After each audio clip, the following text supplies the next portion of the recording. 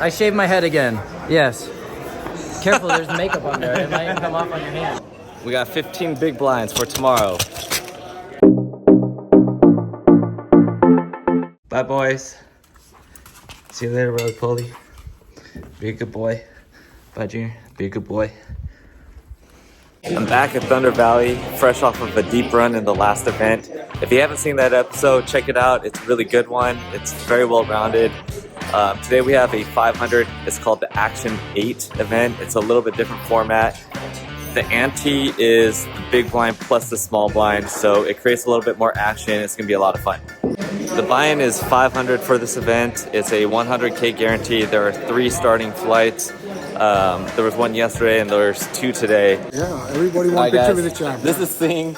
His previous high score was $1,200. He satellited into the 1100 for $160. And how much did you just ship it for? $226,000. $1,000. Well done.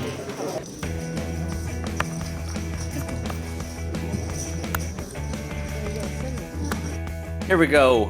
At the 200, 400, 600 ante level, I have Pocket Kings on bullet number 1. In the hijack, I raised it up to 1200. The cutoff is going to 3-bet me to 2.6K.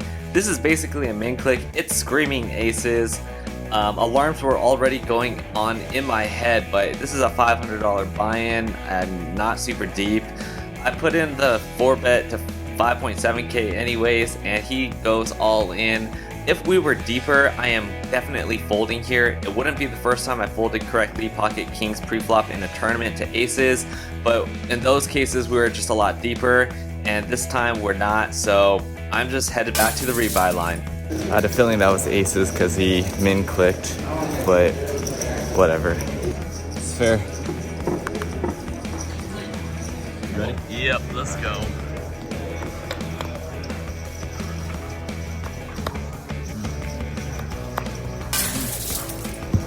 Well, that was fun. That was wild. Time to go get lunch. And here I am, bullet number 3, 3-bet jamming with King Jack suited from the cutoff. The button and the big blind 4-bet, they get it all in on the flop, and I am practically drawing dead on this flop. I would need running straight outs. I'm gonna fire one more. This is bullet number 4. And if this doesn't happen, it's not meant to be.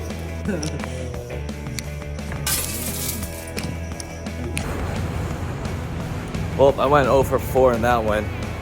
That means tomorrow I have a day off, and then Thursday is another 1100 2-day event.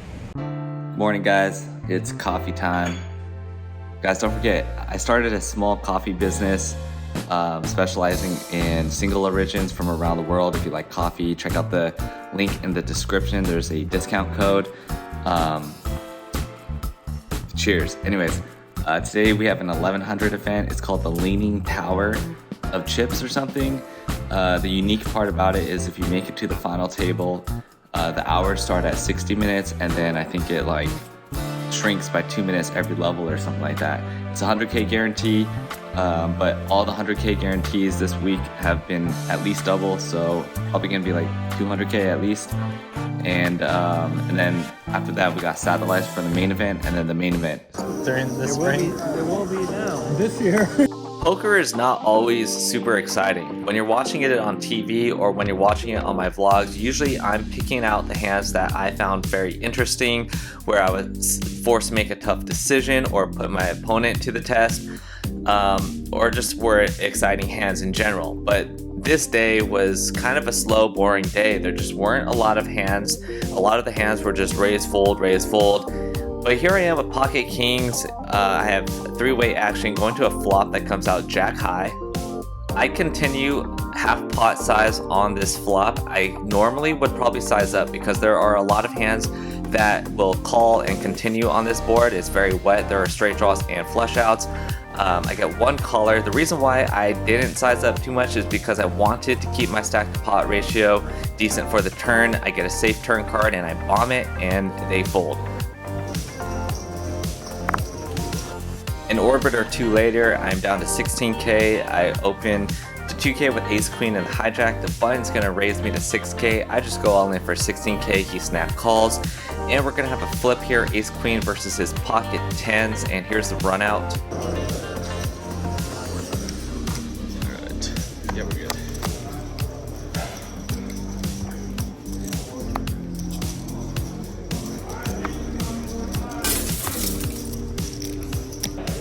This has literally been one of the most uneventful poker tournaments ever. I've peaked, I think, at 35K. Starting stack is 30K. I'm currently at 25K.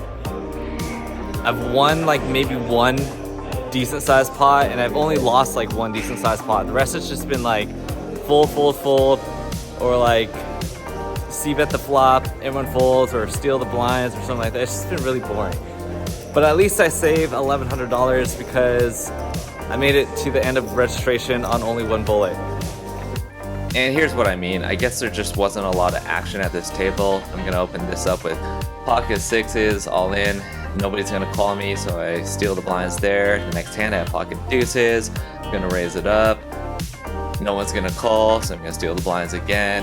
And it's just been a slow grind. Yeah, more tips, I wouldn't be doing that.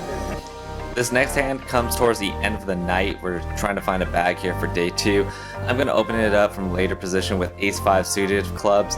Both the blinds call, so we're gonna see a flop three-way, and I flop a gutter to the wheel draw. It's 9 high. The small blind decides to lead out for 6.5K. The big blind drops out. I'm gonna call and peel a turn, which is an ace. It's a good card for my range. The small blind now checks to me, and I bet 13K. He snap calls. Oftentimes when they're snap calling, they have a draw, and there are spades out there. The river is a 5, which makes me aces up. He now goes all in, enough to put me all in at least. I snap call it, and I'm good. He had 7-5 of spades. Even if I don't have the 5 here, like if I had like ace 10 or ace jack or something like that, I'm still calling this because there's really only two combination of hands that he could have a deuce in, which would be ace deuce or pocket deuces, and I'm blocking ace deuce. So I think this is an easy call as long as it's not a spade. All right, we got Take a picture so you remember tomorrow. 15 big blinds for tomorrow. Well, considering that I was below starting stack for a majority of the day, it feels pretty good to bag 63K, which is like 15 big blinds. There were 207 players in this tournament. 26 are going to be in the money. 47.6K is for first place tomorrow. That's a good payout. Check this out. Look at this. This is ridiculous. This is ridiculous. My commitment. I shaved my head again. Yes. Careful, there's makeup on there. It might even come off on your hand. Dear Calicuda, do you want some pizza? Yes, With sir. the pepperoni? Alright, we got some pizza.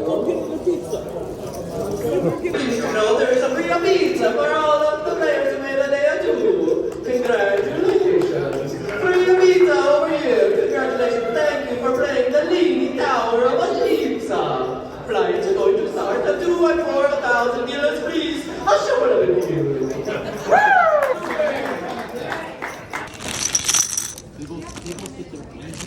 When the moon hits your eye like a big piece of pie, that's amore. Everyone that made day two got free pizza to start the day. Here we are on the second hand dealt. I get pocket nines in the small blind. The button is going to open. I'm going to go all in for my 16 big blinds. The button calls, and I'm up against pocket queens. Not what I was hoping for. I was hoping for a flip.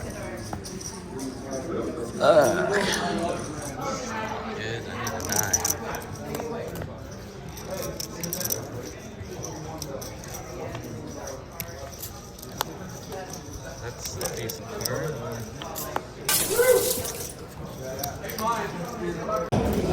Super annoying. Now I have 2 hours to kill before the satellite. Alright, we're on the Stone Cold bubble of a main event satellite. It was a $550 buy-in, and we're about to win a $3,500 buy-in to the main event tomorrow. It's the same thing as winning $3,500 cash because we're going to play the main event anyways. Alright, so I just won a seat for $3,500. And there's another satellite starting at 7 o'clock. They're giving away at least 30 more seats, and I was going to play it no matter what, because if I could win a second seat, then that's 3,500 cash. It's gonna go to like midnight. I think I'd rather just go home and get some sleep.